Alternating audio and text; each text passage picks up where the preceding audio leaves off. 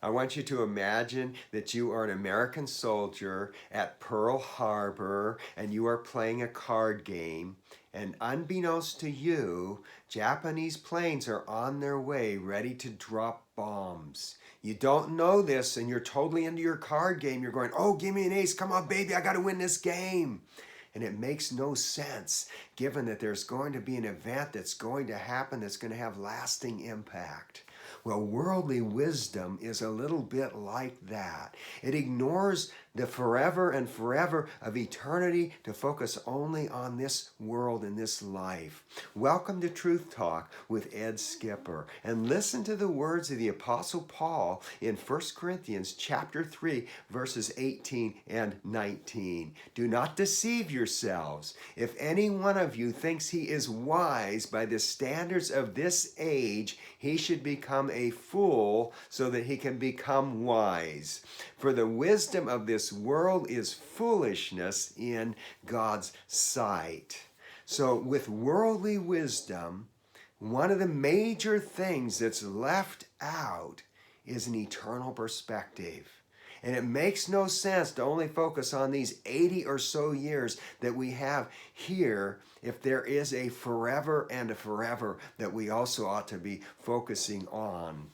Now, I had a friend named Doug who was a missionary to Mexico, and I was going to be interviewing him in a worship service. This was a Saturday, and so it was the next day when the interview was going to be happening. And he was doing a role play with a missionary organization in which they pretended to be a foreign country hostile to the gospel.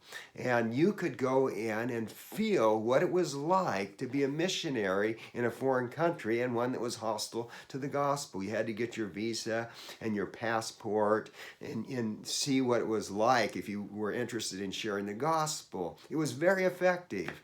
But I was not part of that role play. It was Saturday at lunch, and I just wanted to go and connect with my friend so he knew what to expect in the service the next day. Well, people treated me as part of the role play. I got screamed at and treated meanly and could not get through to people. I was just there to talk to my friend to explain what was happening in the worship service the next day. And so worldly wisdom and godly wisdom are a little bit like that contrast. They were just doing a temporary thing. They were totally into it. It was very effective. But I was looking at something that would last beyond that day.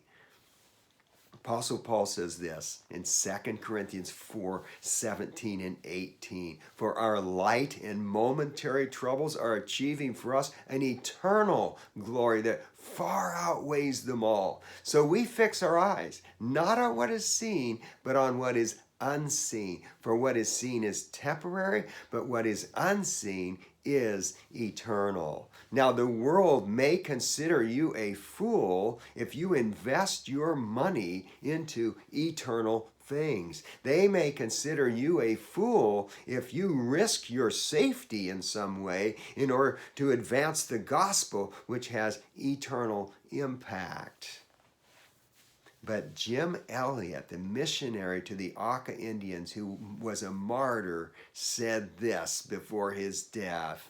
He is no fool who gives what he cannot keep to gain what he cannot lose.